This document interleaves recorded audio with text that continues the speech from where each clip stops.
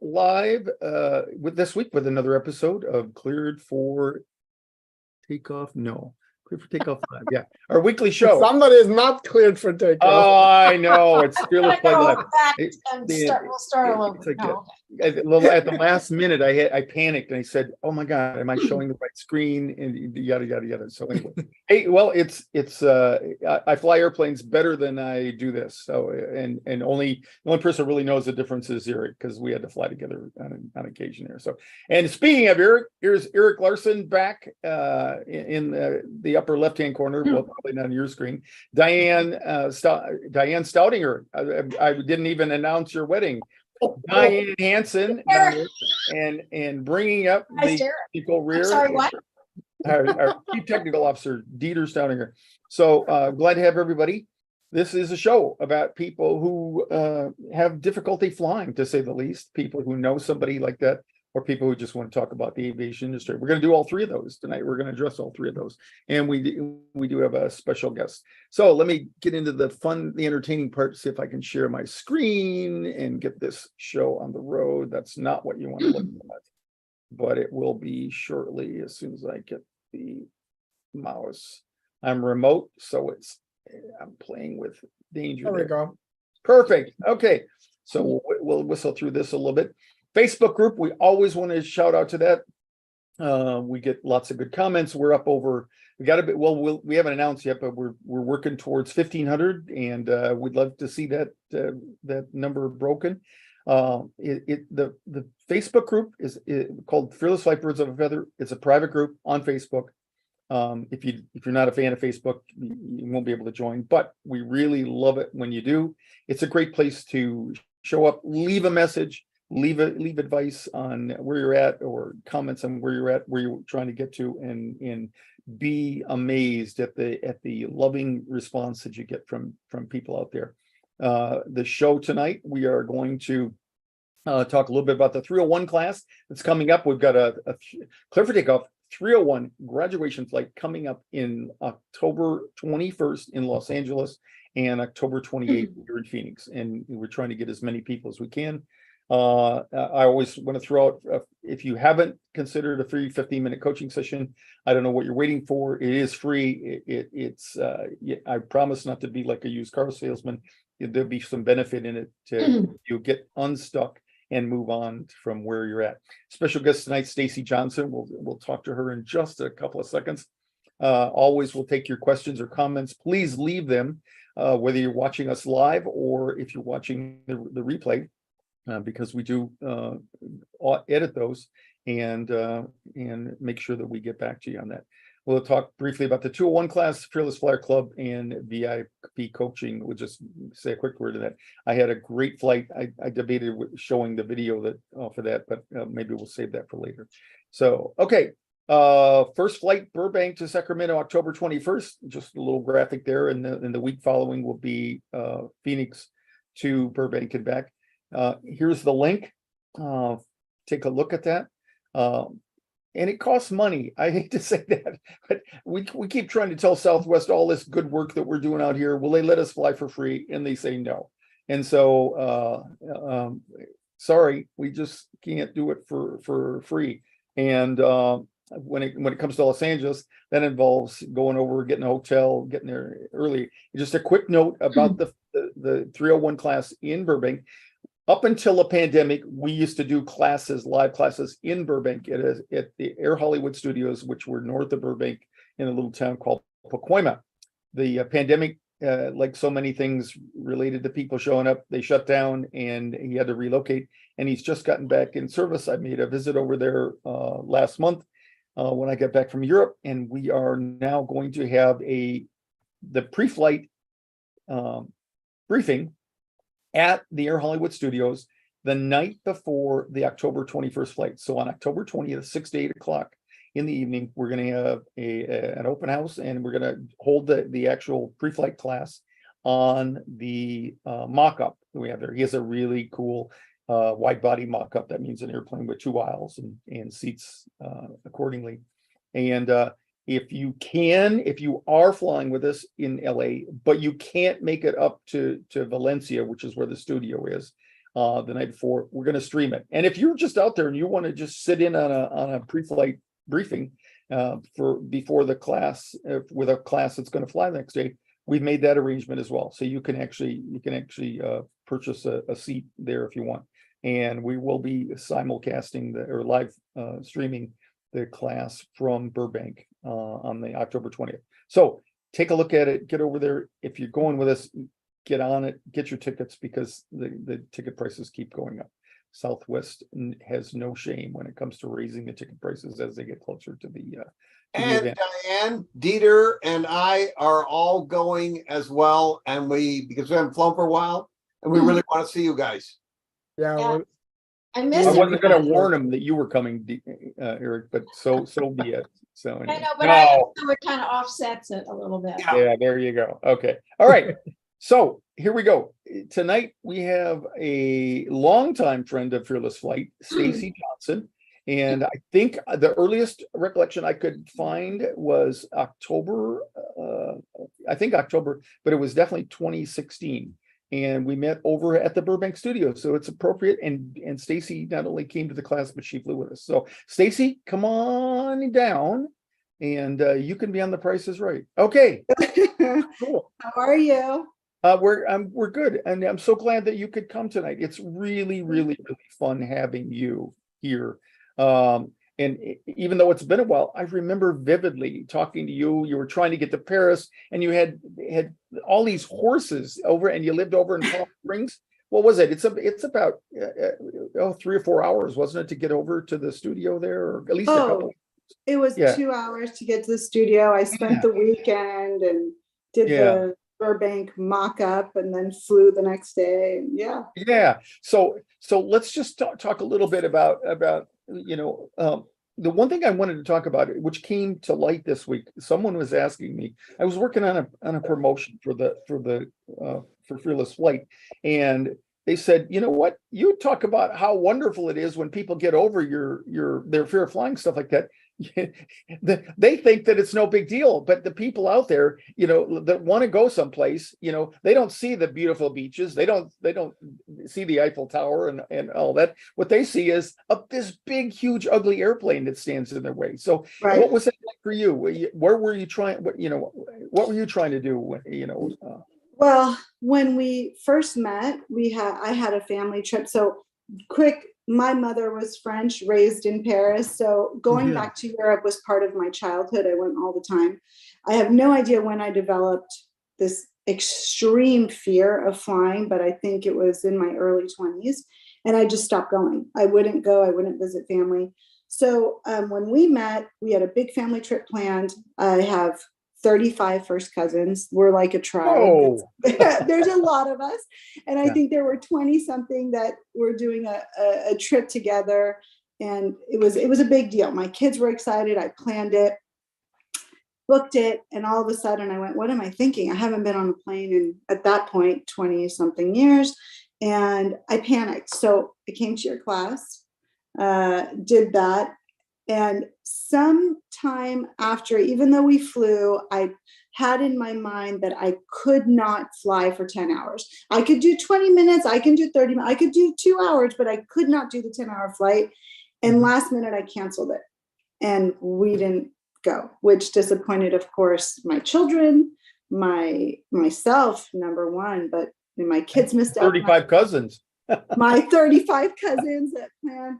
And I was mad at myself. I really, and when you don't do it, when you actually stop it, you get that quick relief. As soon as you cancel the flight, you all of a sudden feel like, oh, yeah. okay. Let me throw up. That is, it is literally a brain relief. It's dopamine. You get a shot of dopamine, and it's just like a shot of heroin. It's the body's morphine, basically. It's you get it when you run and you accomplish some goals like that. But it is, and that's what you. So you get a real big high. Oh my God, we dodged death. And then you get a downer because now you get disappointed and all that. So correct. And that's exactly what happened. I canceled. I actually talked to a friend of mine who's a therapist, and he said, oh no, you're just not in a state to fly. And he gave me permission to cancel. And go. Okay, good. You're back. Oh, did I lose you? Froze. Yeah, that's okay. We that typical Zoom. Typical Zoom.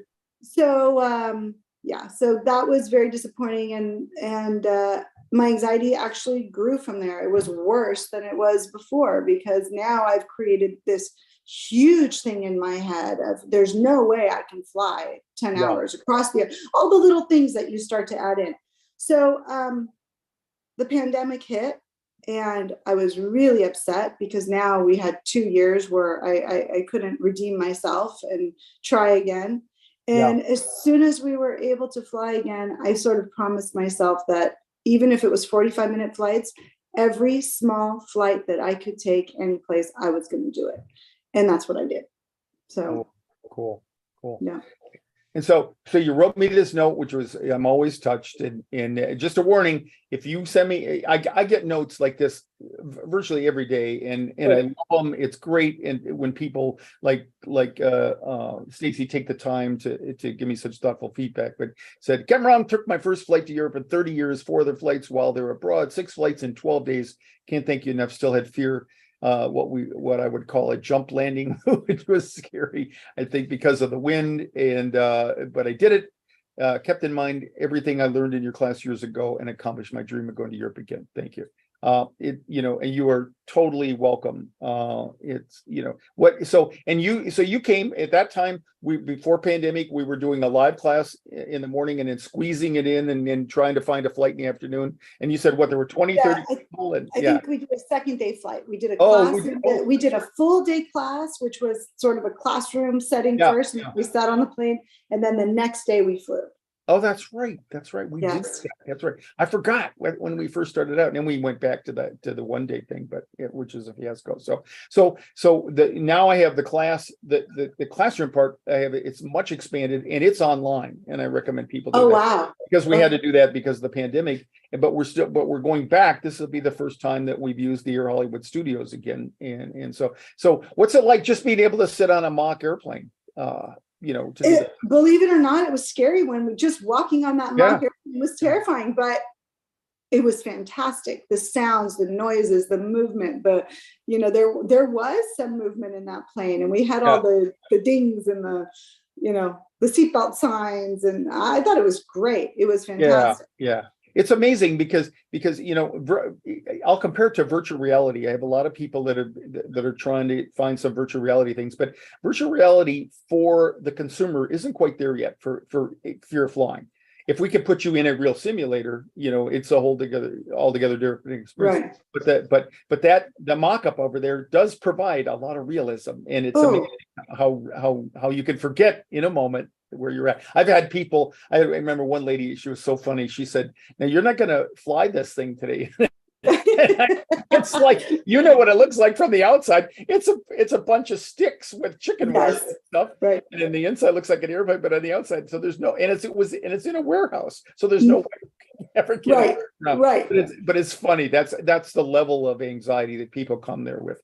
And talk about. It's like, for a fearful flyer, I want to emphasize more that although I'll never know what it's like to have that experience, other than my own experiences when I was learning how to fly, it's terrifying, and you can't think of all the beautiful things you can do flying because that stupid obstacle of flying, getting on the airplane, gets in the way. So anyway. That's exactly it. I called it walking the gangplank. As soon as you were starting to walk down to the plane, it was just and even walking on that mock plane, I was terrified. So you're right.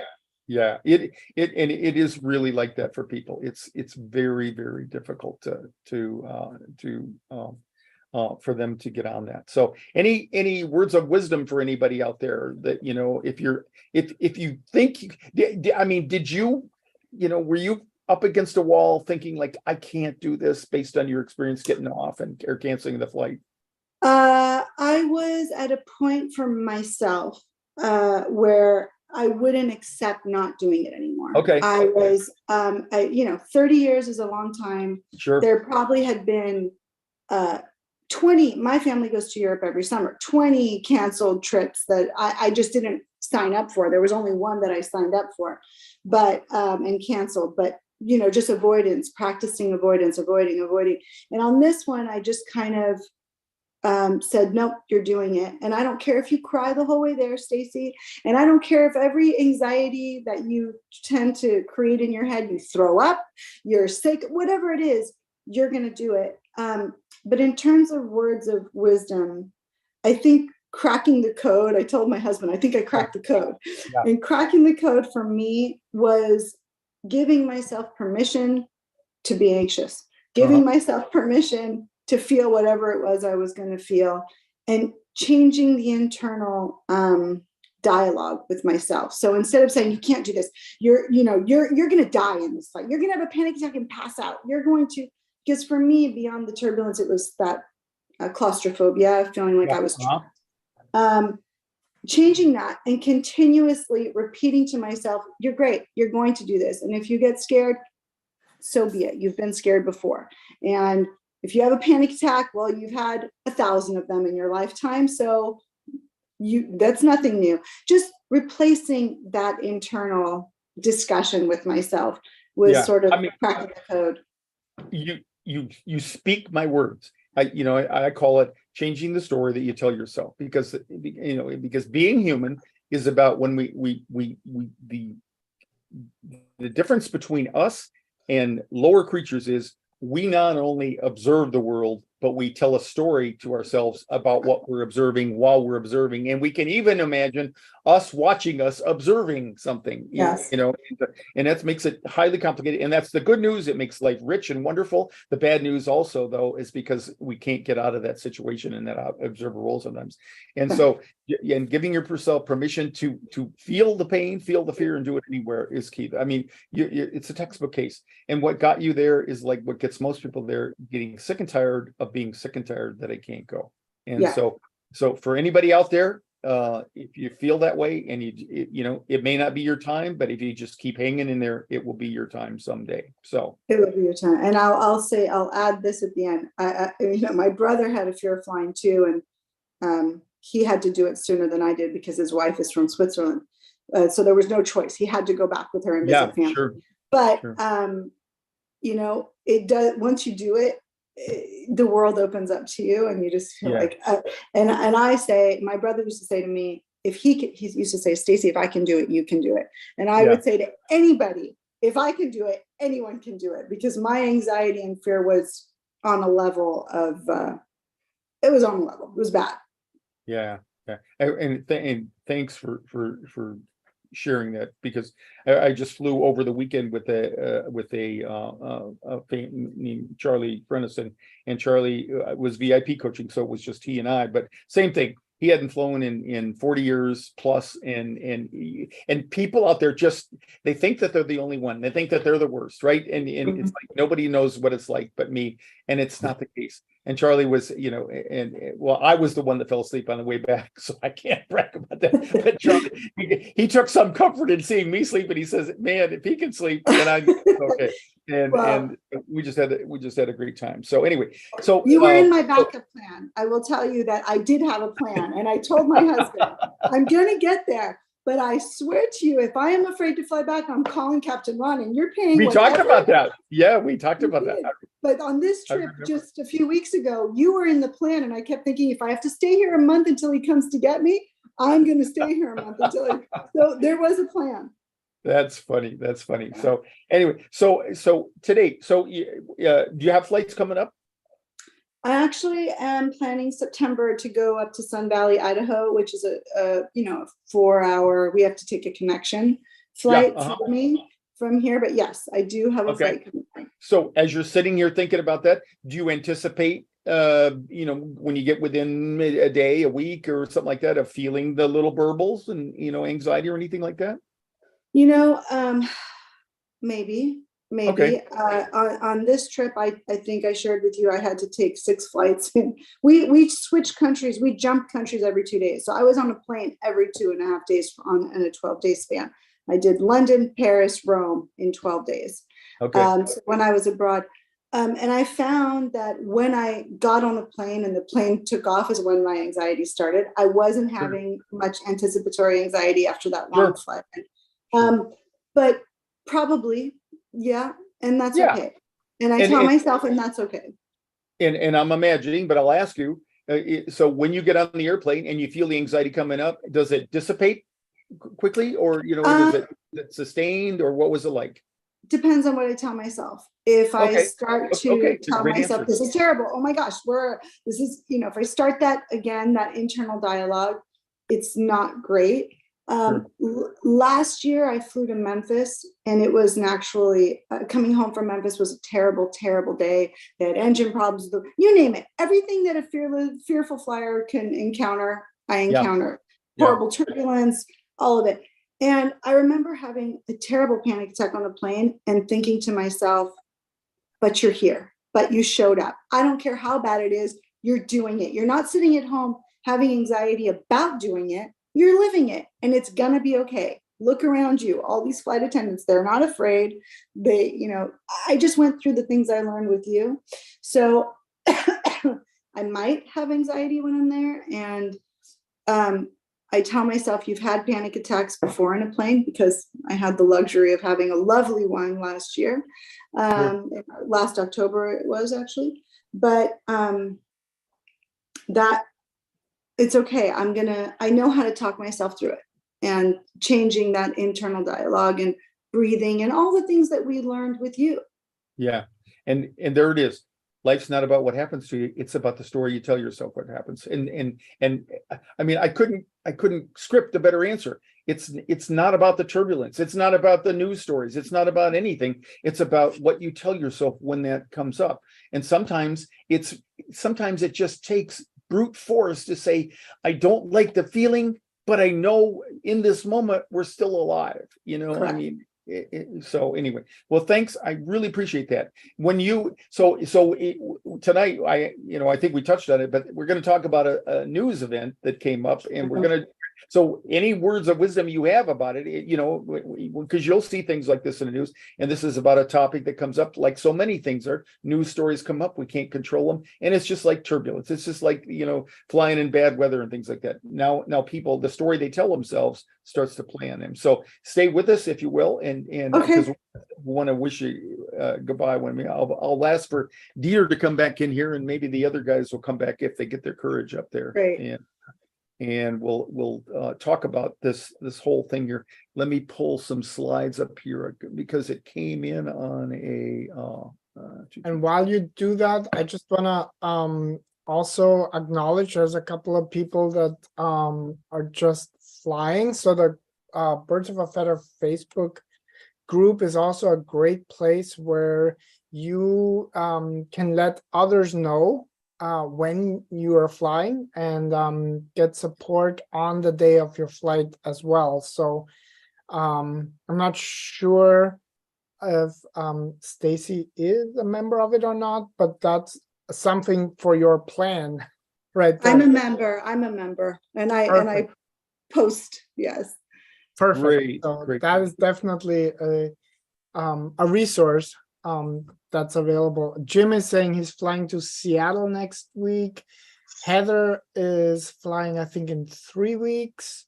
So there are quite a few flights coming up, which is really cool.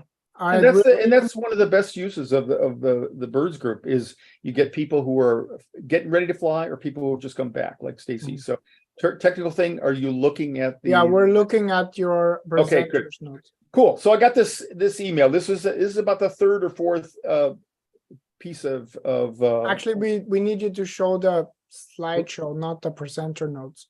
Okay, that was my question. So ta-da, that should be There we better. go. Okay, and then I'll go back to the one before. So I got this from Sergio. He says, graduate of the Fearless Flight class, been doing well since your class regarding, I don't know how long ago he took the class, but read this article about the rise in close call incidents at airports. First, you got to be aware of the words that are used, both the words that we use to describe them and the words that the media use. It says USFA holding runway safety meetings after close call incidents. And it's given me a bit of anxiety about my flights this Thursday. Should I be worried? Thanks again for the wonderful class. So my response was, well, I can't imagine you reading a story like that without triggering your anxiety. And you're not the only one to whom it's been an item of interest. One line in the article in the New York Times ended with this: it is unclear whether that reflects a worsening of conditions or simply increased reporting. And we're going to talk about that a little bit in detail. And so and I told him, I said, I would not let it interfere with my plans. In my 55 plus years of aviation experience, improvements come when legitimate concerns are elevated to the levels of authority, mainly when the people who can fix the things and do studies and all that become aware, then that's when things change. And there's been no poignant or painful example better than the 737 MAX, which started in 2019. So it's unfortunate sometimes it has to get to the stage for people to take a look at it. And we're going to dive into this just a little bit. And this is the thought. So though it is unclear whether that reflects worsening safety conditions or simply increased reporting. So let's talk about that just a little bit. And let me undo this so we can see all of our smiling faces here. If I can get me back. All right. So Eric, you and I, let's talk about this a little bit. So have we always had near misses? Oh, sure. What's a near miss? Well, Does it mean I can tell that somebody in seat 14A was reading the New York Times article at the time that we had a close encounter with them? Is that what a near miss is? No, it depends on who's reporting it. Yeah, right. But I mean, I would never know, right? I mean, sometimes it's an event that we don't know about until after the fact. Now, and people out there, if we just stop the conversation there, they might think, oh my God, it's worse than I thought. The pilots don't even know what the hell they're doing up there. But it's not that way. So tell them about the bubble that surrounds everybody, Eric, when we fly. Well, the quick and the dirty, ladies and gentlemen, the FAA considers a near miss or near collision in a very tight envelope of less than 500 feet vertically or a third of a mile, but controllers and the airlines and everybody else call it a loss of separation if you enter within 1 mile, 3 miles, or 5 miles in trail, depending on the type of flight operation, and between 500 and 1,000 feet. So that's a much bigger spatial envelope than what the FAA is talking about, and it depends on who's reporting it and where they're getting the data. Every one of these things is not a near collision, even though it's reported as such. Yeah. And in the military, I spent half my career in the military in the most dangerous near miss you could ever be. That's in formation with another airplane. We were never closer to hitting anybody than we were our wingman, and so it's not exactly what you perceive it to be. And so the first thing you got to do is get a context for what we're talking about. And thankfully, you guys came to the show tonight, and you'll get a little bit of a context. If you're watching the replay of this, the same thing. So you first need to do what we recommend. Number one, in the courses that we have, you need to educate yourself. What does it mean to have a near miss? And then you need to go deeper in that. And the part that I want to go deeper on is we've had near misses, and whether it's, it says in there, whether it's unclear whether that reflects a worsening safety conditions or simply increased reporting. Well, I know for one thing, there's more airplanes out there now than there were, certainly than there were even before the pandemic, but certainly when Eric and I started our careers out there, right? Yeah, I mean, am I wrong? It's like twice as many airplanes flying commercially now, right? I mean, that's, Yeah, many more, 45,000 flights a day. Yeah. And so, and going back to I wrote in response today, one of the things that I'm grateful for is we don't love to hear about things like this, but it's so much better to hear about this as a result of news reports or however this comes to the surface, rather than a tragic accident where people either got hurt or died, and that's, tragically the 737 MAX came to us in a much more tragic fashion. So it's good when we know about things, and we will find answers. And the one thing about the aviation industry that I always am so fortunate that I was a part of such a wonderful industry that is we look for the answers. It may take us a while. We're human, and so until the right people hear about things like that, or there's enough stink in over the accidents and the incidents, it doesn't sometimes get the attention that it deserves. But when it does, we do that, and that's why it is the safest way to travel on the planet, without a doubt. You can't walk across the street and have better odds than you can from flying here to Paris, like Stacy did. And the FAA has just recently had a safety summit with the airlines, the airport operators, and workers to discuss the recent incidents across the aviation system, specifically the near misses, and what they can do to force these numbers down to specifically address the problem rather than let the statistic run away and hope for the best. Same time, the U.S. system is the safest one in the world, and we've had 0 fatal crashes since 2009. But they're jumping on this reporting anyway and seeing what they can do to run these numbers down. Yeah. And you know, again, I don't want to be facetious or anything, but if the New York Times had not put out this article, but it got to the right people, you would have never known about it. And you would have gone on about your business. So that's the answer to Sergio. I can't tell Sergio what's best for him, but I can say, I'm going to fly. I'm going to keep flying. You know, even when the Maxes came back out, I have confidence in the system, even when the system fails us time and again. As long as there's humans involved, the air traffic control, maintenance, pilots, flight attendants, and all that, we're going to make mistakes.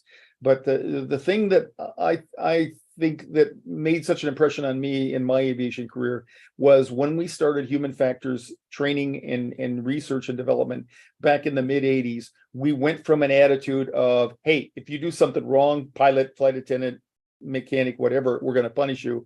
We changed that attitude to, hey, we're in this together. If there's something out there and you make a mistake, tell us about it so we can fix it. And we promise we won't punish you or have a punishing attitude or environment. And that's what's made aviation so safe today. Medical industry, they're trying their best to follow up and improve patient safety, because there are at least 400,000 people every year who die of patient mistakes in medical facilities. So, but you don't hear about that, and you won't hear about near misses and that, and that's about all we can do on that. So, Diane, have you ever been in an airplane and your tummy came up in your throat because the guys leveled off too fast, or they just started a descent, and you know what I'm talking about, right? Where you don't weigh what you weigh lighter than that.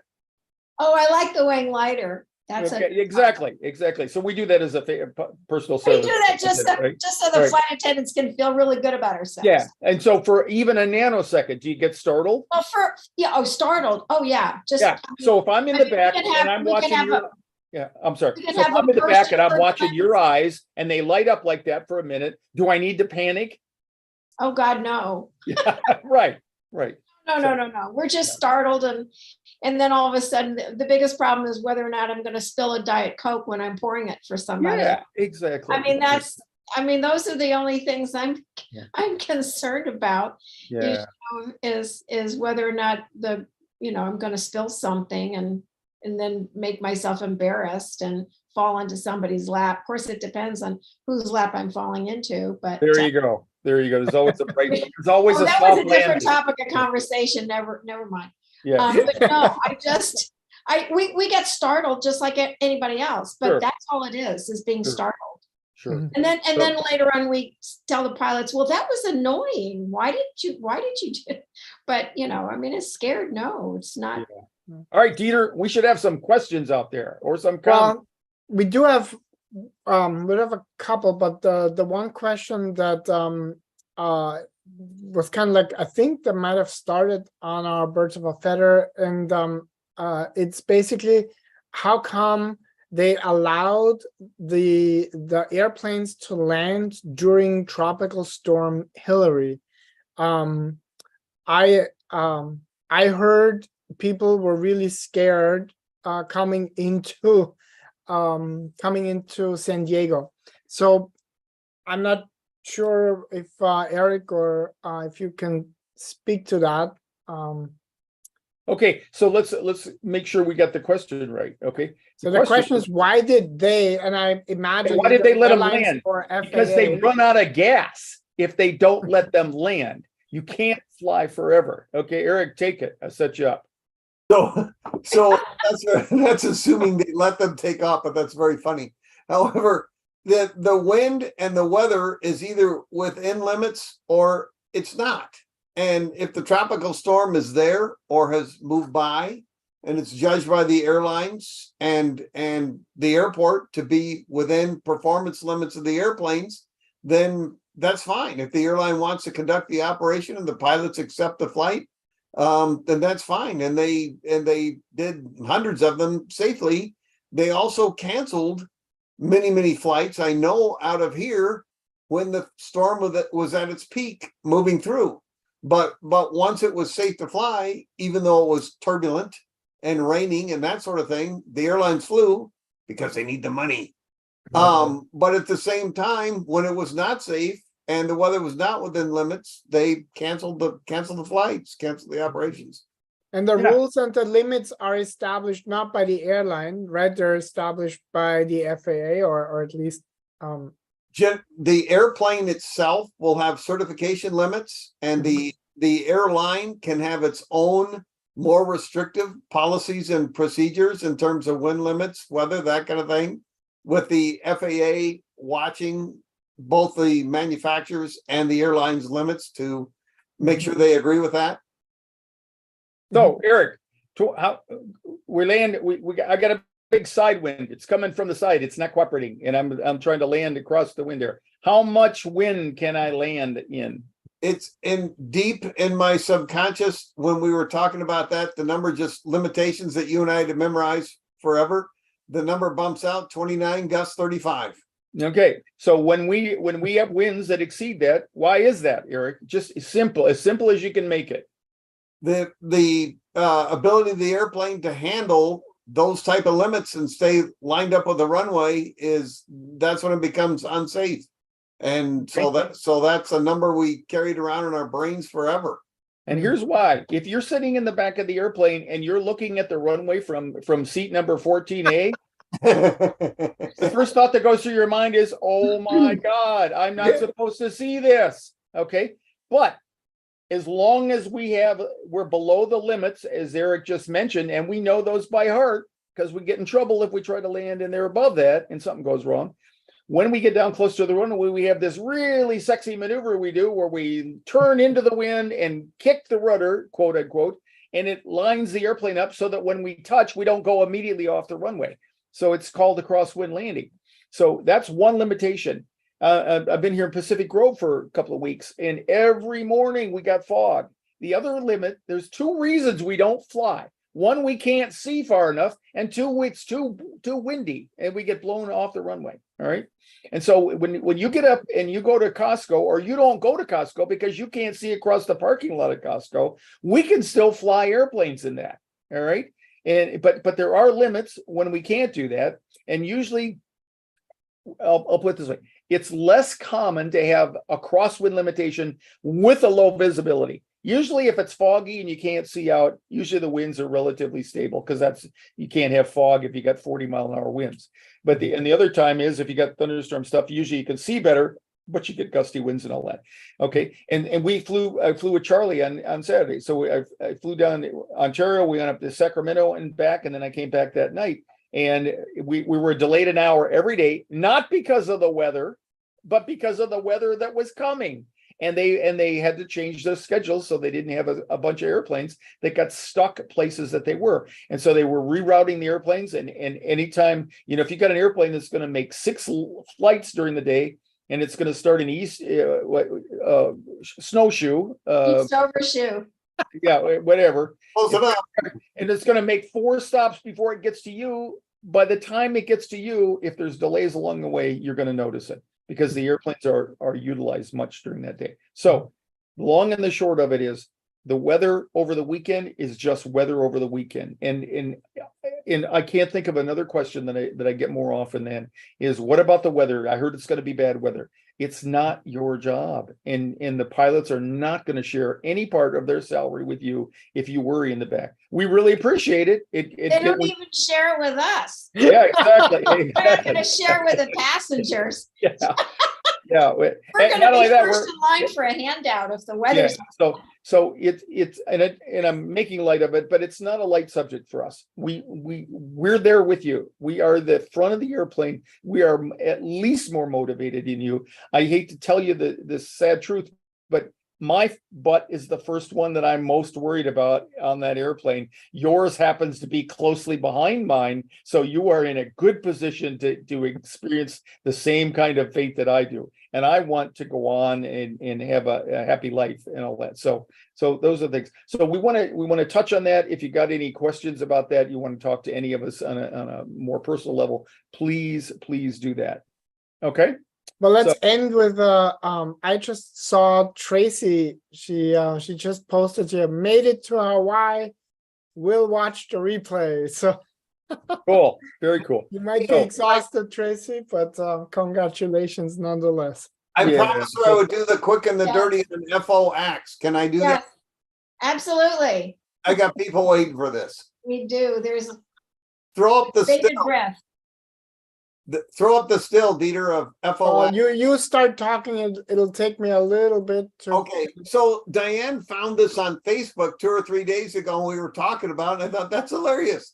This guy's a whack job. We were both laughing really hard, and it went viral because I saw it in the mainstream media 24 hours after that.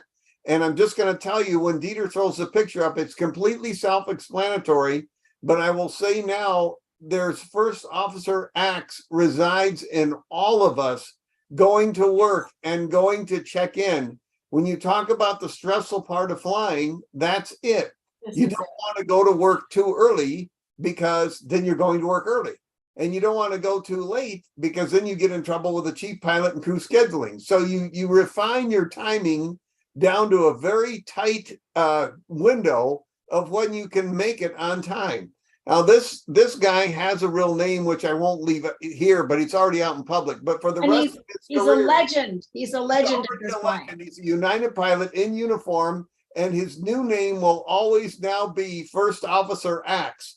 This is the employee parking lot, which the gate reader was denying him entry with his gate reader card, and he was doubtlessly tight on time to check in, and conveniently had this full-size axe in his trunk or the back of the truck.